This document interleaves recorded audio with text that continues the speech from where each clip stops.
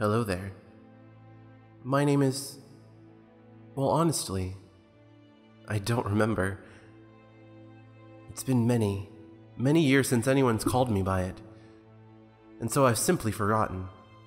Not that it matters, I suppose. It is not my intention to make note of myself to everyone. I am not the subject of this excursion. This is just a little bit of advice I decided to put to paper and release out into the world.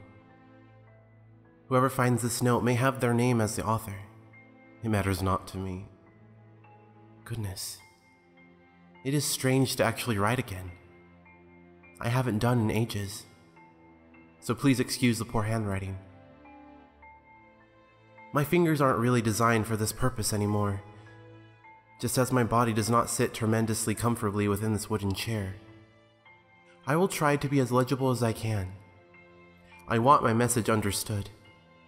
History has, throughout its recorded life, told many a tale of the strange and unusual. Ethereal spirits of those dearly departed, tentacled monsters that swallow entire vessels whole, mortal men that can shift between human and animal by the phases of the moon. I remember learning of such things in my youth, when novelties like books and education still interested me. Much of these stories are the workings of the imagination, the byproduct of mortal fear, the explanation for the unknown when one cannot be found through fact. However, a small percentage of such notions do have some basis in reality. This is what I've been wanting to share with you, the finder of this etching. I'm talking about vampires. I have read countless tales of these blood-sucking beings, and I wish to be the first to tell you that the human concept of the vampire is, and always has been, completely ludicrous. They went from being corpses found bloated and bleeding in their graves to pop stars with tiny fangs and desirable bodies. Some were spectral in nature, others more resemble the Lycans or the Walking Dead, and a few were no more than snarling female heads. A million variations on a single concept, a life-eater, and not a single one of them is valid. You would think that for a species with such a vivid and vast imagination, humanity would have at least come closer to the truth about one of its most feared, and in recent years, most beloved monsters. Well, maybe it is right in one respect. Vampires do in fact drink blood, but they also eat meat as well, and all the other fluids a mortal body produces: water, spinal fluid, gastric acid, even urine and mucus. Generally, they consume every part of their kill right down to the bones. There is no preference or uncontrollable desire for one part of an animal's anatomy. It is merely the sustenance needed to survive, no different than what a bear or a bird of prey chooses for its meals. Though I suppose you could say humans are a preferred source, seeing as they fulfill the calorie count of a vampire much more than other prey animals. A whole human can satisfy a vampire for an entire month. This is why there are no corpses found with the infamous twin pinpricks on the neck. And that's another thing: a vampire's teeth. It is not simply two incisors in a mouth of perfect white bone. Vampires have little need for hygiene in general, let alone oral, so their mouths are cavernous breeding grounds for the phallus bacteria. While their bones are much stronger than a human's, the teeth all tend to rot to brown, cavity-riddled points, which may have inspired the idea of a deadly kiss in the movies and books. However, anyone who is bitten by a vampire and survives will only gain a nasty bout of rabies or HIV, rather than the gift of immortality. Ah yes, another thing the human theory of the vampires got, well, partially correct. Vampires are by no means immortal. They are as susceptible to death as anything, but they can live remarkably long lives, into the several hundred years usually, though I believe the oldest was documented at about 1200. I couldn't tell you exactly why they have such a hardy lifespan. Perhaps it has something to do with resilient immune systems, or the fact that their primary organs, the brain and the heart, are much larger than a human's. Biology was never my field of interest, and observation is the only reason I can make such vague hypotheses in the first place. Your guess is as good as mine, dear reader. Despite their mortality, the most common cause of death to a vampire is natural causes, as in a bodily shutdown or an unavoidable accident. Very rarely are they killed in combat, either with each other or with another mortal being. This is something I tried very, very hard to explain to the young man who broke into my home a few days ago. I haven't had to deal with an intruder in a long time, but it is, as they say, like riding a bicycle. I managed to lock him down in my cellar before he can do any significant damage. It wasn't too difficult, as that was the first place he'd been going to when I happened upon him. I believe he thought I was sleeping down there. What nonsense. It's cold and damp down in the cellar, not to mention filthy with garbage and leftover meals. I may not be the most health-conscious person in the world, but who in their right mind would sleep in such nasty conditions when they have a perfectly warm and cozy bedroom on the first floor? Another quick note. Despite what this poor soul would believe, vampires are not hurt by sunlight. Maybe they can get a little tan, but too much could give them skin cancer. But it will not burn them like a turkey dunked in a deep fryer. I will say, though, that they are nocturnally inclined. The only reason they will turn away from morning light streaming through a window is because they simply don't want to get up until afternoon. Being light on my feet, the man never saw me coming. A quick little shove, and down he tumbled on the 10 steps to the lightless bottom of the cellar. I had hoped he would break his neck and die right there. But he is a resilient one. Barely scratched and already barreling back up as I was shutting the thick metal door. The silly man ranted and raved, and threw his fists against the door all day, calling me every vulgar name in the book. He even threw in some Latin every now and then. Clearly a man of the cloth, or at least trained by one. While I debated what to do with my new house guest, I took the opportunity to peruse his belongings, and dropped carelessly at the entrance to my house. I couldn't help but smirk as I rifled through his bag. Wooden stakes, guns with silver bullets, rings of garlic, holy water, a crucifix wrapped in wild roses. Dear reader, none of these objects have any effect on a true vampire.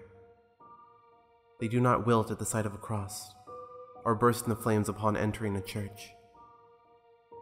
As religion is a man-made concept, so is the idea that so-called holy objects can harm them. In fact, many vampires are atheists, though it is not unheard of for one to retain the religious belief of his former days. It demands entirely on how much humanity remains within him.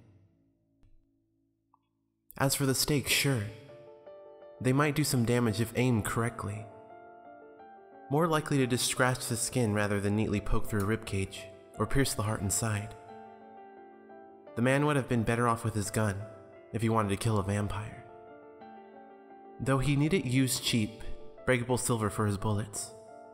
Brass would do just fine, and that's only if he could aim at and hit the proper organs. Though not supersonic, speed and agility are another of the vampire's signature traits. All of this and more I tried so hard to explain to the man in my cellar.